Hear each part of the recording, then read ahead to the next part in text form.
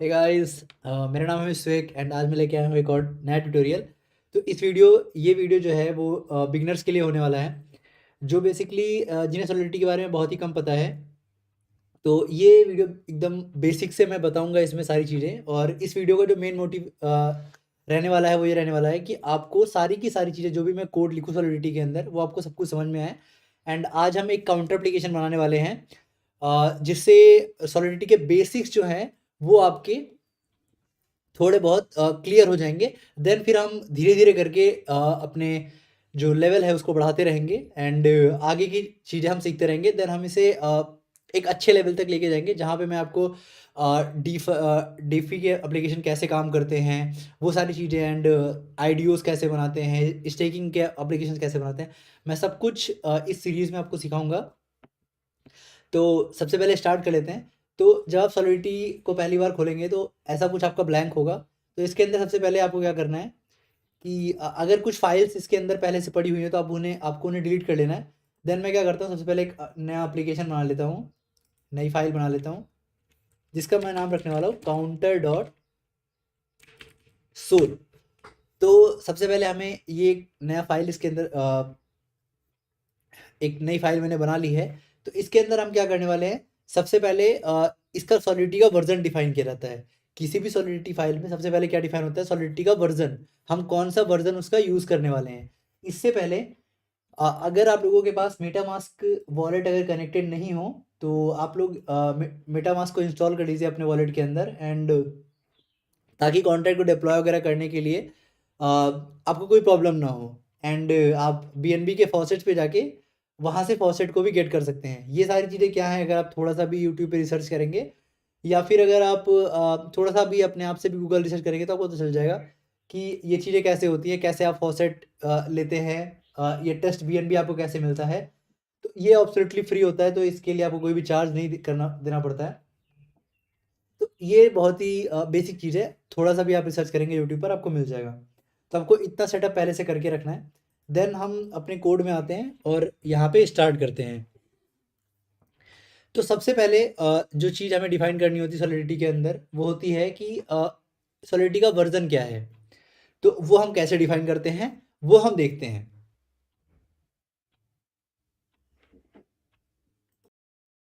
तो गाइस, जो हम सबसे पहली लाइन लिखने वाले हैं, वो लिखने वाले हैं SPDX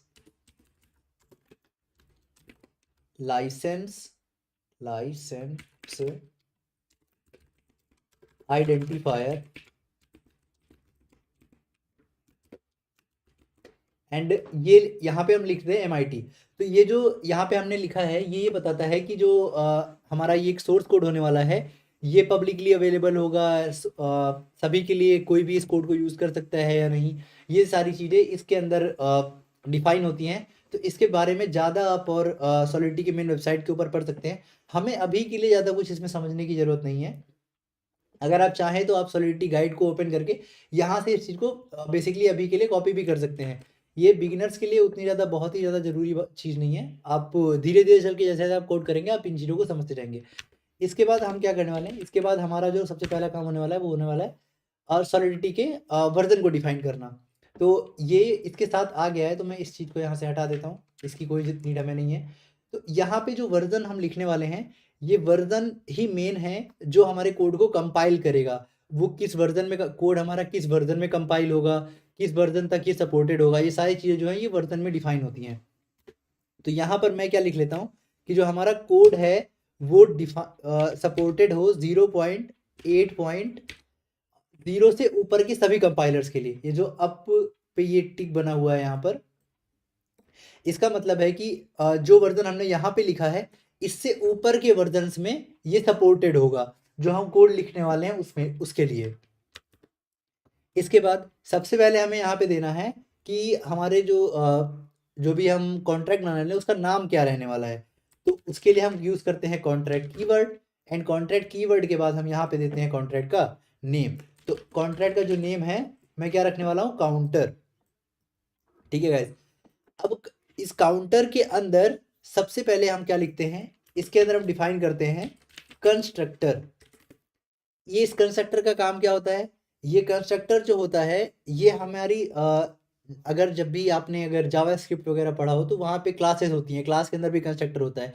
तो ये क्या करता है, ये हमसे कुछ वैल्यूज़ लेता है और वो प्री डिफाइंड वैल्यूज़ को यहाँ पे हम सेट कर सकते हैं, या फिर कोई ऐसी कैलकुलेशन है या फिर कुछ ऐसा है जो हम यूज़र से एज अ इनपुट लेना चाहते हैं at the time of deployment, and उसे हम कॉन्ट्रैक्ट के अंदर सेट करना चाहते हैं। मे बी कोई कैलकुलेशन हो सकती है या फिर कुछ वैल्यूज़ हो सकती हैं, कोई एड्रेसेस हो सकते हैं। इस तरह की चीज़ें कोई भी यूज़र से इनपुट लेके उसे हम अगर सेव करना चाहते हैं इनिशियलाइज़ करते टाइम अपने कॉन्ट्रैक्ट को, तो वो हम यहाँ पे करते हैं। हमारे केस के अंदर इसका यूज़ हमें नहीं रहने वाला है, तो इससे अभी के लिए हम इसे स्किप कर सकते हैं।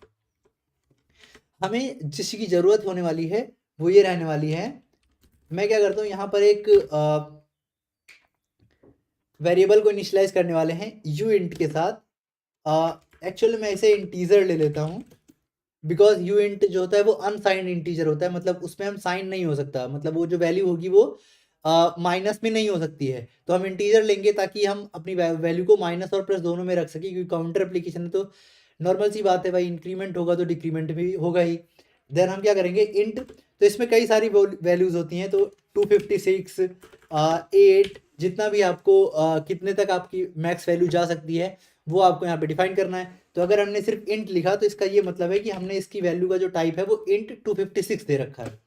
मैं यहाँ पे एक वेरिएबल ले लेता हूँ काउंट नाम का, और अगर मैं इसे इतने से ही छोड़ देता हूँ तो ये जो काउंट की वैल्यू होगी वो क्या होगी, 0 होगी, 0 से इनिशियलाइज हो जाएगी, क्योंकि यहाँ पर अनडिफाइंड और नल का कोई भी केस नहीं होता है सॉलिडिटी के अंदर।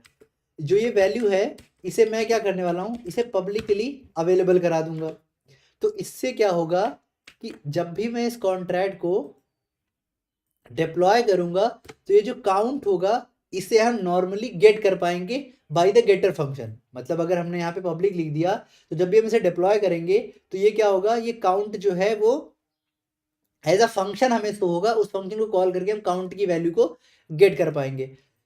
तो जो नेक्स्ट फंक्शन होने वाला है वो हम क्या करते हैं, हम एक फंक्शन बनाते हैं सॉलिडिटी के अंदर, फंक्शन, एंड मैं नॉर्मली लिखता हूँ फंक्शन, एंड फंक्शन का जो नेम है वो मैं लिख देता हूँ इंक्रीमेंट,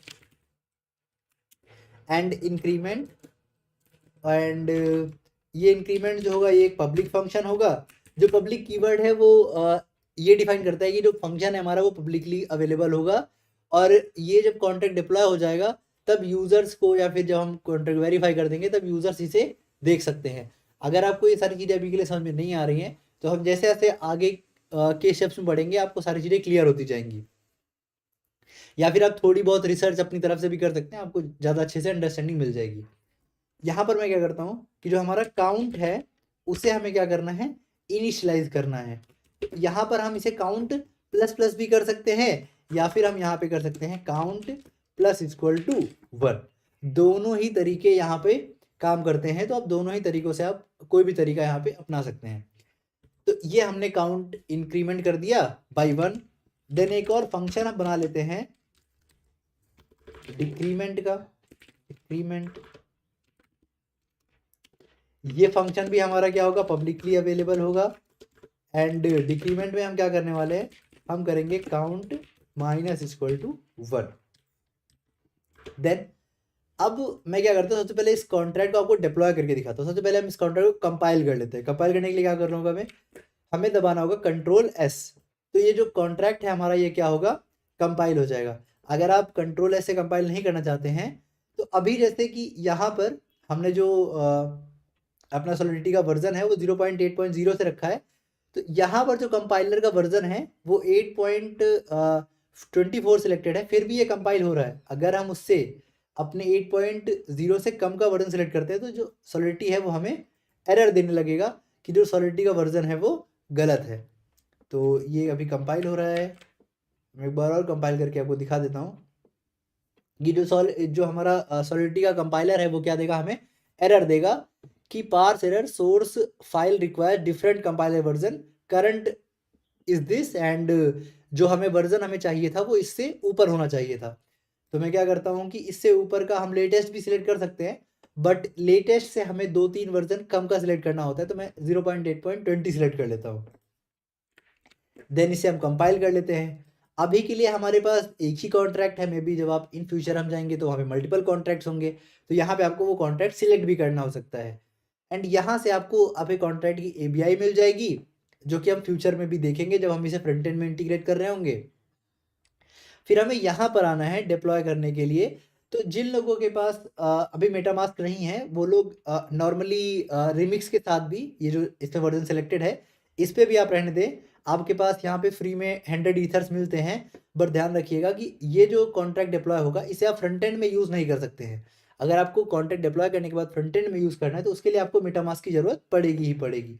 तो यहाँ पर अभी जो हमने कॉन्ट्रैक्ट को, हमारे पास एक ही कॉन्ट्रैक्ट है तो वो ऑटोमेटिक सिलेक्टेड है, और हमें सिर्फ और सिर्फ डिप्लॉय करने के लिए क्या करना होगा, यहाँ पर डिप्लॉय पर क्लिक करना होगा, और ये डिप्लॉय हमारा कॉन्ट्रैक्ट हो गया। तो गाइज जिन लोगों ने मेटामास्क से कनेक्ट किया होगा, वो जब उन्हें इंजेक्टेड मेटा प्रोवाइडर पे क्लिक करना है, एंड जब वो डिप्लॉय पे क्लिक करेंगे तो उन्हें एक पॉपअप आएगा जो कि उन्हें डिप्लॉय करने के लिए बोलेगा। तो अभी मैं ऐसा समझ रहा हूँ कि आप एकदम बिगिनर हैं और आपके पास मेटामास्क भी नहीं है, उस केस में आप इस तरीके से टेस्टिंग कर सकते हैं। देन आप लेटर ऑन जब हम नेक्स्ट वीडियो में बढ़ेंगे तब वहाँ पे आपको मेटामास्क की ज़रूरत पड़ेगी, तो आप मेटामास्क उससे पहले इंस्टॉल कर लीजिएगा।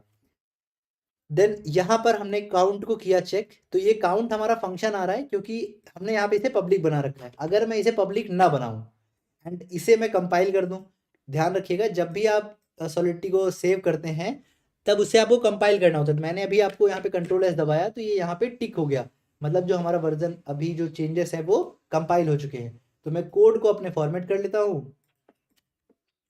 ओके, तो कोड हमारा फॉर्मेटेड है आई गेस, या अभी ये कोड हमारा फॉर्मेटेड है।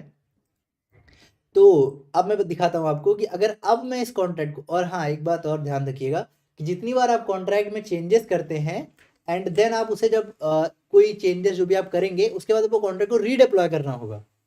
ठीक है गाइस, यानी कि अगर आप कोड में कोई चेंज करते हैं और आप चाहते हैं कि वो आपके कॉन्ट्रैक्ट पर रिफ्लेक्ट हो तो आपको कॉन्ट्रैक्ट को रीडिप्लॉय करना पड़ेगा, और कोई भी यहाँ पे आपके पास ऑप्शन नहीं है। कुछ ऑप्शंस होते हैं बट अभी हम उनके बारे में बात नहीं कर रहे, आप नॉर्मली इस चीज़ को नहीं कर सकते हैं। तो अगर मैं फिर से कॉन्ट्रैक्ट को रीडिप्लॉय करूँ तो अब आप देखिए कि पहले हमारा कॉन्ट्रैक्ट का जो एड्रेस था वो दूसरा था, एंड यहाँ से आप कॉपी करके कॉन्ट्रैक्ट के एड्रेस को भी चेक कर सकते हैं। तो अभी आप देखेंगे कि जो हमारा पहले वाला कॉन्ट्रैक्ट था उसके अंदर काउंट ऑटोमेटिकली था, मतलब आप काउंट पे क्लिक करके काउंट को चेक कर सकते थे। बट जो हमारा नया वाला कॉन्ट्रैक्ट है जिसके अंदर मैंने पब्लिक कीवर्ड हटा दिया है, तो ये जो यहाँ से हमारा जो काउंट है वो हट गया है। सेम अगर मैं यहाँ से भी हटा दूंगा तो यहाँ से भी जो इंक्रीमेंट है वो हट जाएगा।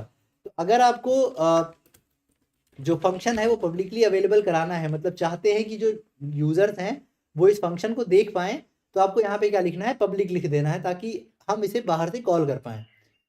देन मैं इसे फिर से डिप्लॉय कर देता हूँ, ये मैंने कॉन्टेक्ट को डिप्लॉय कर दिया। मैंने काउंट को चेक किया, काउंट हमारा कितना है अभी के लिए, वो है 0।